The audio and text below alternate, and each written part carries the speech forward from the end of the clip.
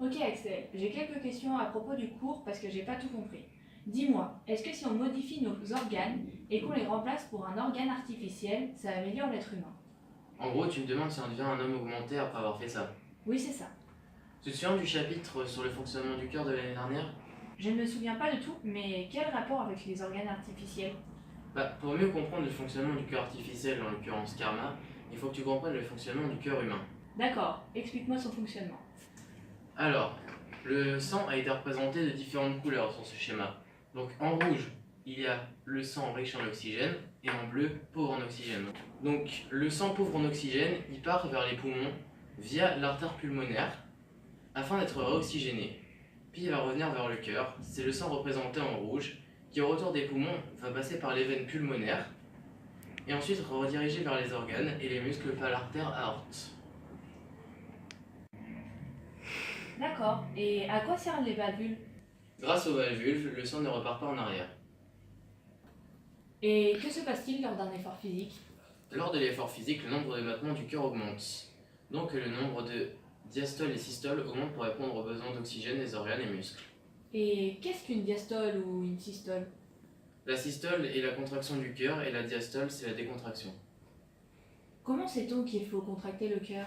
Alors si tu veux, dans l'appareil de l'oreillette droite, il y a un amas de cellules nerveuses appelé nœud sinusal et il est à l'origine des impulsions électriques qui déclenchent à intervalles réguliers la contraction cardiaque.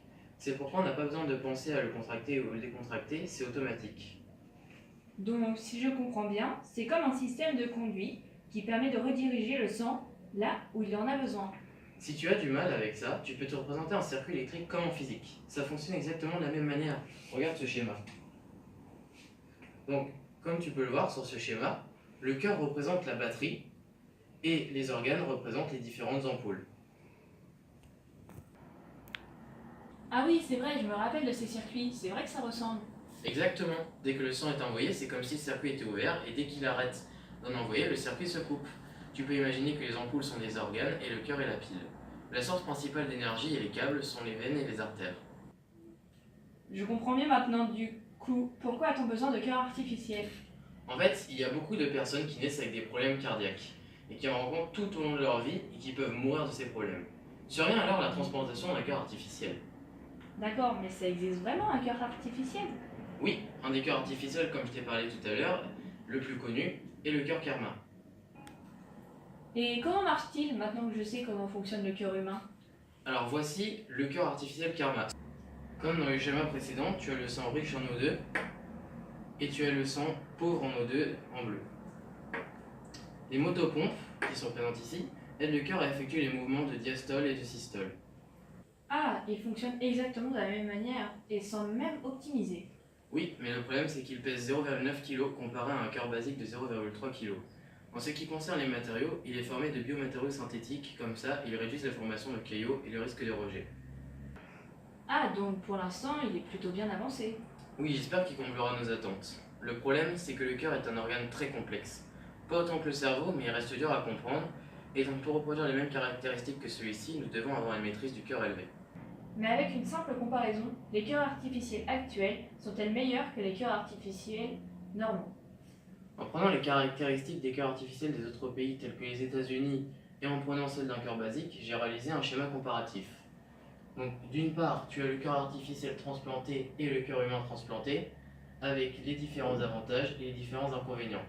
En ce qui concerne le cœur artificiel, il n'y a pas de problème de compatibilité et la disponibilité est presque infinie. Contrairement au cœur humain qui va permettre au patient de reprendre sa vie normale, y compris ses activités physiques. De plus, il n'y aura pas besoin de dispositif. En revanche, les inconvénients pour le cœur artificiel, c'est qu'il peut y avoir des caillots qui vont se former. Il est lourd, donc beaucoup plus lourd que, comme on l'a vu tout à l'heure, qu'un cœur humain. Et c'est une source d'accidents vasculaires cérébraux chez les patients et donc qui est l'une des raisons pour laquelle il y a beaucoup de morts avec les cœurs artificiels. Et pour le cœur humain, l'inconvénient c'est qu'il n'y a pas assez de cœur et il y a l'utilisation de médicaments anti-rejet. Mais quelles sont les causes de la mort chez les personnes transplantées? Alors comme je te l'ai montré sur mon tableau comparatif, il y a une source d'accidents vasculaires cérébraux et il y a aussi des infections et dérogé. C'est pour ça qu'ils travaillent. C'est en partie à cause des infections, d'arrêts cardiaques ou des caillots. C'est pour ça qu'ils travaillent actuellement dessus. Donc la seule entreprise qui travaille sur ces cœurs artificiels en France, c'est Karma. C'est exact, mais en 2013, leurs 5 transplantations se soldaient par des échecs puisque tous les porteurs sont décédés en moins de 4 mois. Les personnes étaient-elles condamnées ou d'un certain âge? Cela pourrait expliquer peut-être les raisons du décès. Dans ce cas-ci, les patients étaient plus ou moins jeunes, donc on ne peut pas remettre en cause l'âge, mais il est vrai que c'est un facteur à ne pas négliger. Alors dans le futur, on pourrait se faire transplanter un cœur artificiel juste pour être un homme augmenté? Hélas, c'est là encore un problème, mais il va falloir faire avec et trouver des solutions, enfin bon voilà. Merci pour tes explications. De rien.